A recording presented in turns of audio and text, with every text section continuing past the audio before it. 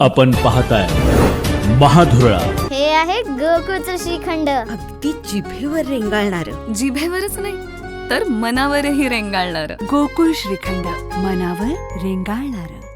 नमस्कार. महाधुरळा युट्यूब चॅनलमध्ये मी गुरु बाळमाळे आपल्या सर्वांचं मनापासून स्वागत करतोय. राज्यातल्या नगरपालिकांचा महाधुरळा उडाला, शांत झाला, निकाल लागला, गुलाल उधळला गेला. काही ठिकाणी सत्तांतर झालं, काही ठिकाणी सत्ता कायम राहिली. महायुतीनं दणदणीत यश मिळवलं. महाविकास आघाडीचा जो काय काही वर्षे वारा होता तो थोडासा शांत झाला. या सगळ्या पार्श्वभूमीवर आज आपण पाहणार आहोत जत नगरपालिकेत नेमकं सत्तांतर कसं झालं आणि डॉक्टर रवींद्र आरळी हे नगराध्यक्ष कसे झाले. आपण अजूनही हे चॅनल सबस्क्राईब केलं नसेल तर आत्ताच सबस्क्राईब करा, कारण महाराष्ट्रातील सगळ्या राजकीय घडामोडी इत्तंभूतपणे आणि तंतोतंत देणारं हे एकमेव चॅनल आहे. आता वळूया मूळ विषयाकडे. जत नगरपालिकेत डॉक्टर रवींद्र आरळी यांनी नगराध्यक्षपदाचा झेंडा अखेर फडकवला. 9,112 मतं त्यांना पडली. त्यांच्यानंतर काँग्रेसचे सुजय नाना शिंदे यांना 6,616, तर सुरेश शिंदे, दोन्ही राष्ट्रवादी काँग्रेस एकत्र येऊन सुद्धा सुरेश शिंदे सरकार यांना केवळ 3,470 मतं मिळाली. त्यामुळे शिंदे सरकार तिसऱ्या स्थानी गेले. एकूणच डॉक्टर आरळी यांचा विजय नक्की का झाला याची आपण 10 कारणं आजच्या या भागात बघणार आहोत. त्यामुळं लक्षात येईल की जतचं राजकारण आता बदलत आहे, बदललेलं आहे. काँग्रेसची हवा आता शांत झालेली आहे. भाजपचा वारू आता पुन्हा नव्यानं येतोय. तर पहिलं कारण आहे आमदार गोपीचंद पडळकर यांचं नेतृत्व. विधानसभा निवडणुकीत त्यांनी मिळवलेलं घवघवीत यश, वर्षभरात त्यांची राहिलेली कायमची हवा, हेच डॉक्टर आरळी यांच्या यशाचं पहिलं कारण आहे. पडळकरांचं नेतृत्व, भाजपची वाढलेली शक्ती आणि त्यांचं हवा.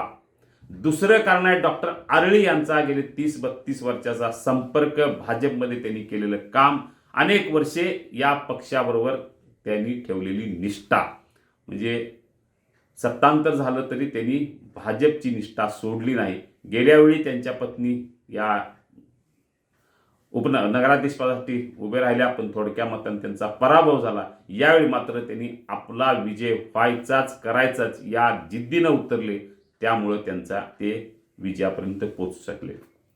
तिसरं कारण आहे विधानसभा निवडणुकीत त्यांना न मिळालेली उमेदवारी. एकदा उमेदवारी मिळाली पण फारशी मतं, निर्णायक मतं पडली नाहीत.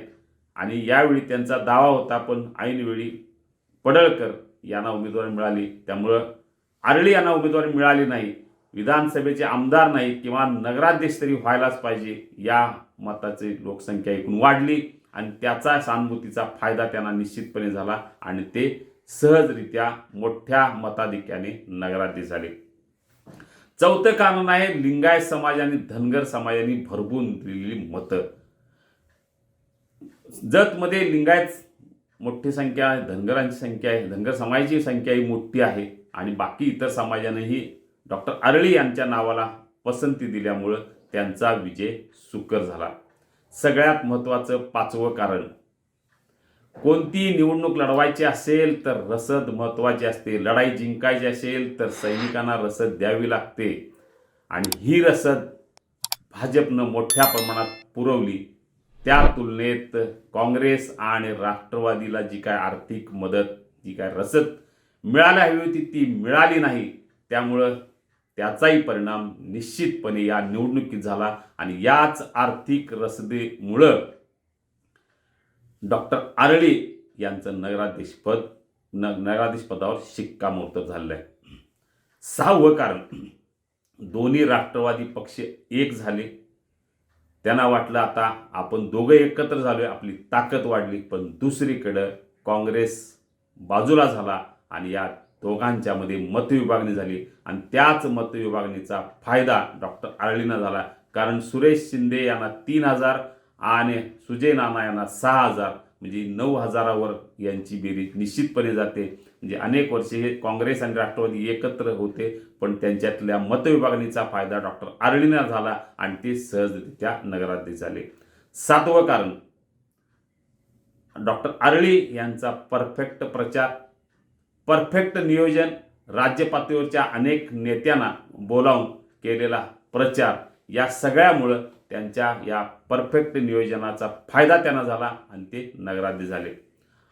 8वं कारण आहे, जयंत पाटील यांनी या निवडणुकीत न घातलेलं लक्ष. खरं तर आमदार गोपीचंद पडळकर आणि जयंत पाटील यांच्यातला वाद गेल्या 5-6 महिन्यात प्रचंड वाढलेला आहे. एकीकडे पडळकर नेतृत्व करत असताना दुसरीकडे जयंत पाटील यांनी मात्र राष्ट्रवादीच्या एकूण या प्रक्रियेत या निवडणुकीत फारसं लक्ष घातलं नाही. खासदार विशाल पाटील आणि विश्वजित कदम यांनी काँग्रेससाठी लक्ष घातलं, तसं लक्ष दोन्ही राष्ट्रवादी एक असल्यामुळं जयंत पाटील यांनी लक्ष न घातल्यामुळं त्याचाही फटका निश्चितपणे बसलेला आहे. 9वं कारण आहे, जत शहराला एक विजन देण्याचं जे काय आश्वासन भाजपनं दिलं किंवा आमदार पडळकरनं दिलं, ते निश्चितपणे जतकरांना भावलेलं आहे.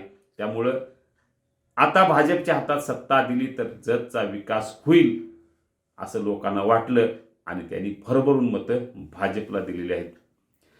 10वं कारण आहे, काँग्रेसमध्ये पडलेली फूट.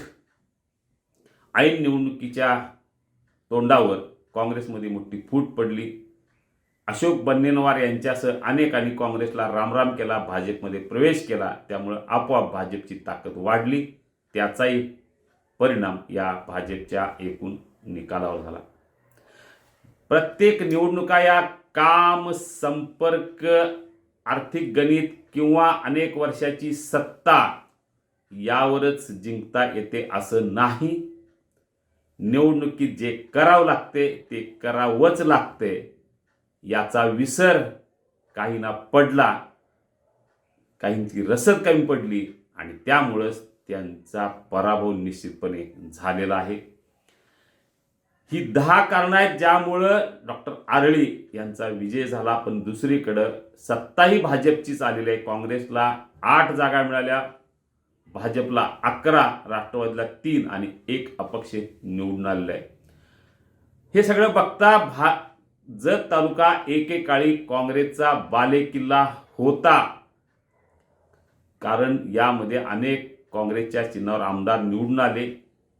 ग्रामपंचायत सुद्धा अनेक वर्षे काँग्रेसच्या ताब्यात होती. पण आता मात्र जतचं वारं बदललंय आणि या बदलाचं हा पुरावा जत नगरपालिका आहे. अजूनही बऱ्याच आता जिल्हा परिषद निवडणुका तोंडावर आहेत. त्यामुळे आता काँग्रेस राष्ट्रवादी एक होणार का, हाही प्रश्न महत्त्वाचा आहे. या संदर्भातल्या अधिक घडामोडी आपण पाहत राहूच.